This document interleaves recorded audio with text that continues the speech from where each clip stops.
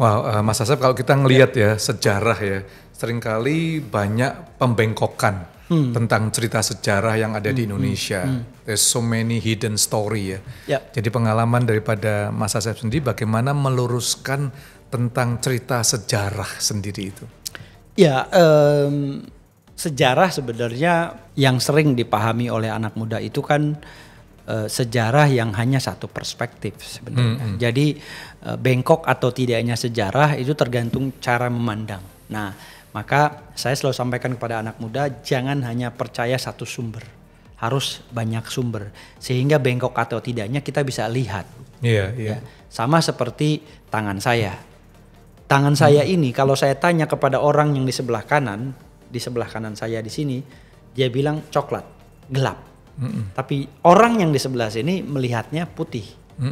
Orang ini akan berantem karena beda perspektif. Gelap coklat, gelap coklat, putih, gelap coklat, gelap coklat. Tangannya si Asep warnanya apa? Gelap coklat, dia putih. Coba kalian geser lihat sini. Yang ini geser lihat sini. Nah, ini kan persoalan bagaimana melihat. Nah, peristiwa sejarah itu sangat kompleks. Nah, seorang sejarawan harus bisa melihat dari multi angle. Nah, kesalahan fatal adalah ketika guru hanya percaya pada satu sumber. Sehingga itu dijadikan dogma untuk dipercayai oleh anak muridnya. Ya, nah saya sampaikan peristiwa-peristiwa itu pasti banyak perspektif. Kalau kalian hanya baca satu perspektif, maka kalian akan terjebak pada kesalahan. Yang hanya satu perspektif itu. Nah, kontroversi di dalam sejarah ya atau istilahnya pembengkokan sejarah tadi itu sebenarnya itu bisa dipecahkan hanya dengan tadi melihat dari multi angle. Peristiwa kebakaran di Museum Nasional itu akan menjadi peristiwa bersejarah pada akhirnya. Nah, siapa bisa bicara apa itu tergantung angle. Nah, mungkin bagi seorang ekonom dia akan bercerita kerugian. Berapa ratus miliar kerugian bangsa ini. Bagi seorang dinas pemadam kebakaran mungkin begitu sulitnya memadamkan api karena ada penghalang karena genteng ditutup lembaran aluminium foil atau apalah sehingga air tidak masuk lewat genteng sehingga itu harus diambrukkan gitu kan sehingga semakin merusak koleksi yang ada di dalamnya dan seterusnya. Bayangkan koleksi kertas akan hangus kalau disiram air dan seterusnya. Nah, pemadam mungkin juga tidak berpikir demikian. Yang berpikir nanti politik, ya, nih ahli politik melihat, oh ini jangan-jangan tiap pilpres selalu ada kebakaran nih. Jangan-jangan mau ada menghilangkan sesuatunya. Setiap orang bayangkan dengan berbagai angle tadi menulis dan kalau semua itu dibaca satu muaranya kita bisa ketemu. Nah itu angle. Nah jadi sejarah yang kontroversi itu sebenarnya karena belum digali dari perspektif lain. Jadi harus ada undang-undang tentang sejarah. Harus ada undang-undang tentang museum. Nah, saya percaya bahwa selama ini negara tidak peduli dengan sejarah dan museum, kebudayaan merana, dalang gulung tikar, sinden turun ke jalan, ondel-ondel ngamen di jalan, ya kan? Yang ngurusin budaya sengsara gitu. Banyak jurusan tidak ada lagi peminatnya. Sastra Jawa itu hanya 6 orang, 7 orang di UI mahasiswanya. Makin habis. Kenapa? Karena tarian itu hanya muncul saat seremonial, saat acara formal. Tarian itu tidak menjadi kehidupan, tidak menjadi bagian dari kehidupan. Nah inilah makanya saya kemudian negara harus turun. Ya sampai hari ini negara nggak turun-turun. Kita belum punya undang-undang tentang museum, belum punya undang-undang tentang sejarah. Mas Asep kalau kita dengar, gimana respon you kalau mendengar seperti kisah sejarah Museum Gajah yang mengalami kebakaran, barang-barang antiknya hilang. Gimana pandangan sebagai seorang ahli historian? Museum berdasarkan pengalaman saya menjadi tim penilai standarisasi museum tahun 2017 itu rata-rata hasilnya di bawah standar. Nah maka termasuk juga sistem keamanan dan keselamatan. Jadi karena pemerintahnya tidak peduli, maka kemudian museum ini tidak diperhatikan. Ya, bahkan di daerah timur Indonesia itu ada anggaran museum itu 19 juta rupiah per tahun. 19 juta rupiah per tahun. Saya bilang kalau museum ini hangus terbakar, maka museum ini sejarah satu generasi, satu entitas suku itu akan hilang di timur itu. Nah, karena manuskripnya terdapat di museum ini, saya bilang. Nah, bayangkan museum sekaliber museum nasional yang bertaraf internasional atau yang disebut museum gajah. Sebenarnya museum gajah itu nggak ada, ya, karena itu panggilan masyarakat. Saya pernah berantem sama ojek online gara-gara saya ngorder makanan. Dia bilang, saya udah sampai Pak. Loh, sampai di mana? Saya udah sampai di Monumen Nasional. Loh, salah. Bukan di Monumen Nasional, itu Monas, Monumen Nasional. Saya di Museum Nasional. Museum Nasional di mana sih Pak? Saya kirim tuh. Loh, Bapak salah katanya. Itu museum gajah Pak katanya.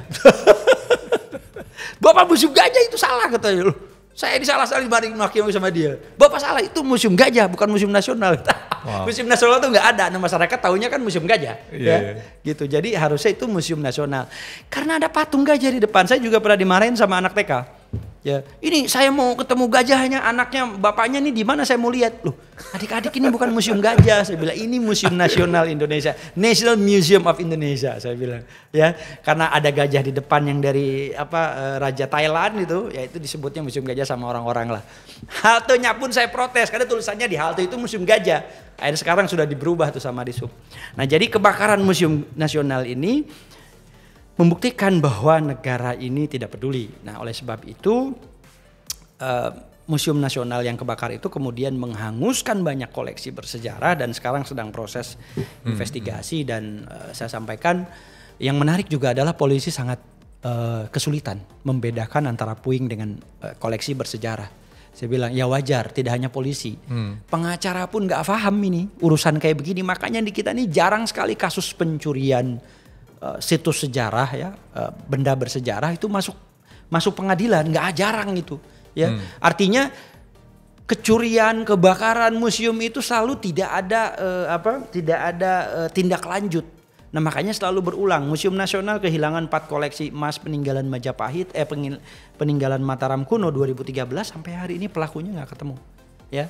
Entah polisinya, saya yakin polisi mampu, tapi karena ada sesuatu akhirnya tidak dilanjutkan.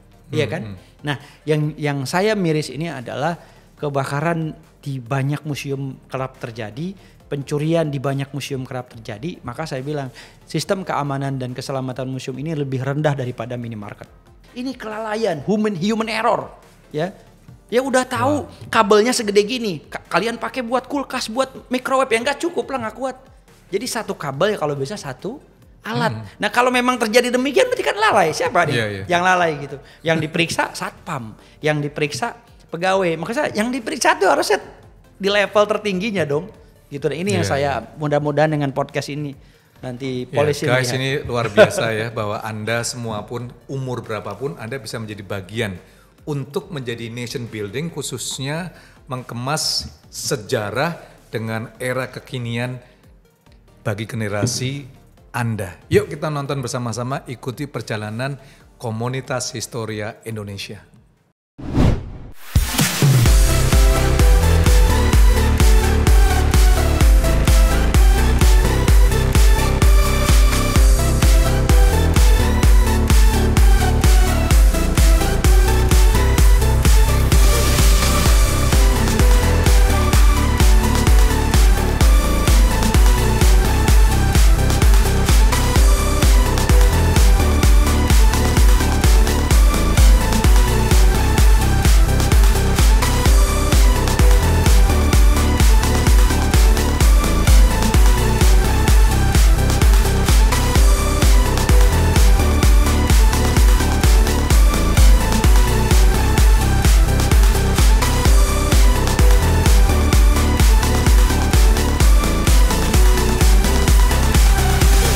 Jangan sampai republik ini terjadi, dihancurkan karena tidak memiliki ingatan sejarah. Mas Asep, kalau kita ngelihat ya, ada nggak dari perjalanan daripada Mas Asep sendiri sebagai historian ya, ada nggak sejarah-sejarah Indonesia yang mungkin belum diketahui, hidden? Banyak. Dalam perjalanan bisa memberikan nggak 1-2 story yang wow, yang biarlah teman-teman di satu cerita ini bisa melihat dari pengalaman daripada Mas Asep sendiri. Banyak orang yang berpikir negara Indonesia itu merdeka 17 Agustus, padahal bukan. Oh gitu ya. Oke. Sebelum, sesudah? Sesudah pasti. Oke, jangan kemana-mana guys ya. Merdekanya sesudah 17 Agustus. Iyalah. Oke. Jadi Tell us ya. 17 Agustus itu yang merdeka apa? Bunyinya. Bung Karno kan membacakan proklamasi. Kami, bangsa Indonesia, menyatakan dengan ini kemerdekaan Indonesia. Hal-hal yang mengenai pemindahan kekuasaan dan lain-lain dilaksanakan dengan cara seksama dan dalam tempo yang sesingkat-singkatnya. Jakarta, 17 Agustus 1945. Atas nama bangsa Indonesia, Soekarno-Hatta. Siapa Soekarno dan Hatta waktu itu? 17 Agustus 45 itu bangsa yang merdeka. Negaranya belum ada. Nah, orang berpikir negara itu merdeka 17 Agustus. Padahal yang merdeka, yang berdiri itu adalah bangsa Indonesia. Nah, kapan negara kita merdeka? Kapan negara kita berdiri secara konstitusional? Nah, ini orangnya banyak yang gak paham kan. Orang main pukul rata 17 Agustus saja gitu. Nah, pada saat sidangnya panitia persiapan kemerdekaan Indonesia dan kemudian mereka menetapkan yang namanya Undang-Undang Dasar 45 sebagai konstitusi, ya, kemudian menetapkan Soekarno dan Hatta sebagai presiden dan wakil presiden, kemudian menetapkan KNIP, Komite Nasional Indonesia Pusat, sebagai DPR-nya sebelum ada DPR. Di tanggal itulah negara kita berdiri. Tanggal 18 Agustus 1945 itulah negara kita berdiri. Oke. Fakta sejarah kan? Iya, Saya iya. nggak ngomong nih. Saya bilang di TikTok, suara proklamasi bohong. Jadi suara yang Mas Jimmy dengar, Bung Karno ngomong proklamasi, itu suaranya Bung Karno tapi bukan pada saat 1945. Itu rekaman 6 tahun kemudian. Dipaksa oleh pendirinya RRI namanya Yusuf Ronodipuro. Kata Pak Yusuf, saya ketemu orangnya Pak Yusuf sebelum meninggal. Bung Karno maksudnya, tolong kita rekaman lagi nih proklamasi. Karena kalau tidak anak muda gak dengar proklamasi itu. Bung Karno bilang gak bisa. Proklamasi itu gak bisa diulang. Sekali dan untuk selamanya. Jadi saya tidak akan mengulanginya. Loh, gak ada yang denger Bung. Kalau anak muda tuh biar ada tahu suaranya Bung Karno. Jadi demi masa depan, demi anak muda, makanya Bung Karno mau merekam ulang di studio RRI. Maka suara proklamasi hening. Coba kalau di lapangan saat proklamasi direkam, suara gemuruh dong. Nah orang terkecele kan, tertipu dalam tanda kutip. Dikiranya itu 17 Agustus 45. Ya, gitu. Nah yang paling menyedihkan sih, saya sering bertanya, Mas Jimmy orang Indonesia? Pasti bilang iya. Yeah. Cinta Indonesia, ya. Tapi tahu nggak arti Indonesia itu apa? Siapa yang memberi nama Indonesia pertama kali? Pasti nggak tahu. Mas Jimmy juga nggak tahu kan? Itu tidak hanya Mas Jimmy, jutaan rakyat Indonesia ketika ditanya cinta Indonesia, dia bilang cinta. Saya bilang hari ini banyak generasi muda kita omong kosong. Dia mengaku cinta sama bangsa dan negara ini, tapi dia nggak paham sesungguhnya apa Indonesia itu. Apa yang mereka cintai. Dan apakah ada cinta yang tidak saling kenal? Tidak mungkin. Saya tidak mungkin mencintai seseorang kalau saya tidak mengenal siapa orang itu. Yeah. Untuk bisa mencintai itu kita harus mengenali dulu. Nah sama Indonesia pun begitu. Kalau kita ingin cinta dengan bangsa dan negara ini, maka kenalilah sejarah dan budaya Indonesia. Karena hanya melalui sejarah, bukan melalui matematika. Jadi yang jelas proklamasi 18 Agustus nih. Ya, berdirinya negara. Berdirinya negara guys. Indonesia. Jadi kalau kita nyanyikan 17 Agustus itu gimana? Itu berdirinya bangsa. Berdirinya bangsa. Negaranya belum 18. Negaranya belum ada. Nah yang tadi Indonesia artinya apa? Ceritakan nih kalau enggak orang penasaran. Indo dan Nesia. Indo dan Nesia. Ya gitu. dari kata Hindia. Hindia. India itu karena orang Eropa mau nyari India. Penghasil rempah-rempah terbesar. Belanda nyasar ke sini disebut Hindia. Ya orang Spanyol nyasar tuh. Columbus disebut Indian. Yang mau mereka cari tuh India. Indonesia. Nesia itu pulau atau kepulauan. Jadi Indonesia adalah kepulauan India. Kepulauan Indo itu bermakna besar, kuat, hebat atau gajah. Kenapa? Karena banyak pasukan, ini menurut penelitian orang Belanda, karena banyak pasukan kerajaan besar di Nusantara waktu itu menggunakan gajah sebagai pasukan terdepan. Jadi Indonesia itu adalah negara yang kuat, negara yang besar. Ya. Mantap nih Kak. Mas Asep tadi udah bicara bahwa sejarah itu masa lalu, masa sekarang, masa yang akan datang. Apa sih yang ingin dicapai oleh komunitas Historia ini untuk the next decade?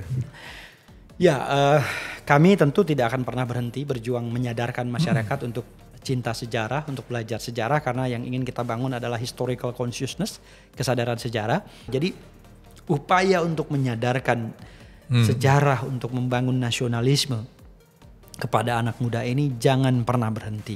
Kenapa? Seperti kemerdekaan, karena kemerdekaan itu kan masuk cita-cita. Merdeka, bersatu, berdaulat, adil dan makmur. Itu mimpinya bangsa Indonesia. Jadi merdeka ini bisa saja diambil orang esok lusa. Mas Jimmy, serangan itu sekarang tidak. Kalau zaman dulu, zamannya abad kegelapan, abad pencerahan di tahun 1500-1800, serangan itu datang dari laut. Berbagai bangsa membangun benteng gede-gede. Ya, karena serangan datang dari pantai. Di pesisir mereka bangun benteng. Benteng ditinggalkan saat revolusi industri karena serangan ada dari udara. Dibikin pesawat, diserang bom dari atas, benteng ditinggalkan, orang-orang bikin bunker. Sekarang 2023, serangan datang langsung ke gadget kita, langsung datang ke rumah-rumah, tidak terlihat yang disasar ininya. Pak Jokowi bilang, setiap isi kepala kita dari orang Aceh sampai ke Papua itu harus sama. Tentang visi, misi, definisi, dan konsepsi tentang Indonesia. Gimana kalau beda? Kalau beda yang terjadi disintegrasi bangsa. Pancasila itu sumber dari segala sumber hukum kita, aturan main kita. Wah, Mas Asep banyak sekali nih. Kita bisa ngobrol seharian nih. Asik banget ya.